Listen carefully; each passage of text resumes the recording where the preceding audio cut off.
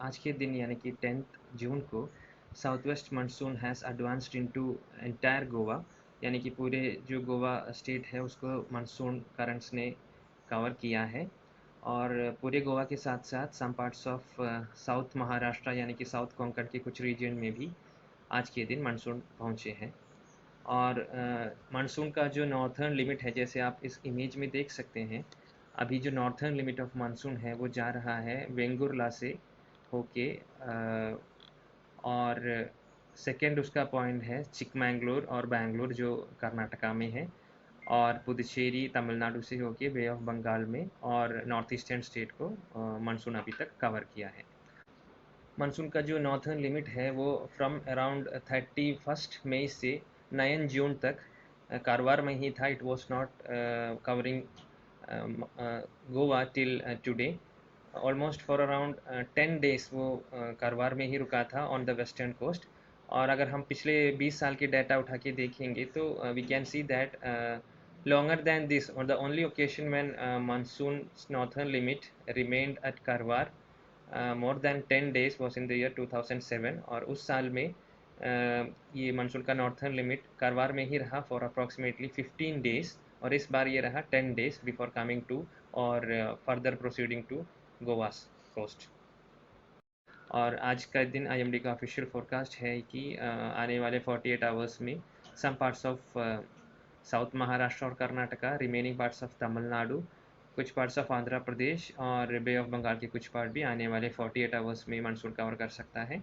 और उसके बाद के 2 दिनों में कुछ और महाराष्ट्र के इलाके, एंटायर कर्नाटका और आंध्र प्रदेश के कुछ और बे ऑफ बंगाल के कुछ एरियाज, उसके बाद के 2 दिन में मानसून कवर करने के चांसेस हैं।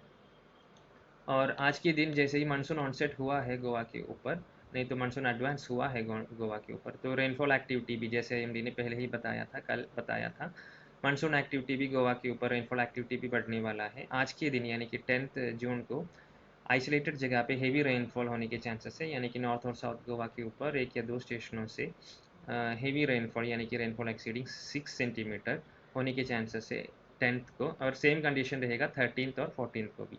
लेकिन 11th और 12th को ये हेवी रेनफॉल का स्पेशल डिस्ट्रीब्यूशन थोड़ा बढ़ने का चांसेस है।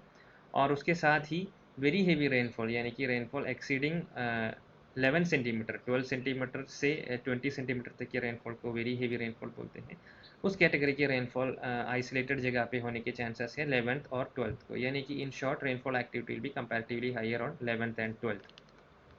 तो आज के दिन येलो कलर वार्निंग इश्यू किया है आने वाले 5 दिनों के लिए दोनों डिस्ट्रिक्ट के ऊपर। और रेनफॉल जो है मोस्टली जब इंटेंस रेनफॉल एक्टिविटी होता है तो इंटेंस स्पेल्स भी रेनफॉल के साथ हो सकते हैं। और उसके साथ ही विंड स्पीड भी अप्रॉक्सीमेटली अराउंड 40 kmph तक गस्टिंग का एक्टिव फेसेस ऑफ मानसून में होने के चांसेस हैं। और उसके ही साथ जब रेनफॉल एक्टिविटी ज़्यादा हो और ये परसिस्ट रहते हैं 2 या 3 दिन, तो there are some impacts that also could be associated with the increased rainfall activity। तो ये सारे डिटेल्स जो हैं पॉसिबिलिटी ऑफ इम्पैक्ट्स, ये जो पॉसिबल इम्पैक्ट्स है उसके डिटेल्स, और जो क्रॉप स्पेसिफिक इम्पैक्ट है वो सारे डिटेल्स आईएमडी की वेबसाइट में रेडली अवेलेबल है। तो इट इज़ रिक्वेस्टेड कि public please be updated with all this information and take the necessary precautions. और उसके साथ ही फिशरमैन के लिए ये वार्निंग है कि अभी जो मानसून एक्टिव फेसेस में, नहीं तो नॉर्मल फेस में है गोवा के कोस्ट में, तो wind speed of 40 to 50 kmph, gusting to even up to 60 kilometre per hour, और स्क्वाली वेदर होने के चांसेस है। आप जैसे इस मैप में देख सकते हैं, गोवा कोस्ट में, साउथ महाराष्ट्र कोस्ट में, कर्नाटका केरला कोस्ट में सब ये सिचुएशन रहने के चांसेस हैं, पॉसिबिलिटीज़ हैं up to around 14th June. So fishermen are requested that they should not venture along and off the coast of Goa for about 4 days from 10th June today। और जैसे ही आप इस satellite image में देख सकते हैं, there are clouds forming over Arabian Sea and coming towards Goa as it is in the case of typical monsoon rainfall activity। और there is quite a good intense spells, short intense spells of rainfall taking place, और possibility of taking place over northern parts of Goa, जैसे बादेस हो, पेरने तालुका हो, ये सब जगह पे, और साउथ गोवा के कुछ इलाकों में ऐसे इंक्रीज रेनफॉल स्पेल्स होने के चांसेस हैं। तो once again it is requested कि please be updated क्योंकि there could be impacts associated with rainfall such as possibility of fall of weak trees and structures. Then there will be rough sea conditions along the coast. There could be short-term waterlogging or inundation in the low-lying areas and city areas. और अगर rainfall activity continue रहता है, very heavy rainfall भी रहता है 2 से 3 दिन, तो we can even expect possibility of localised mudslides also.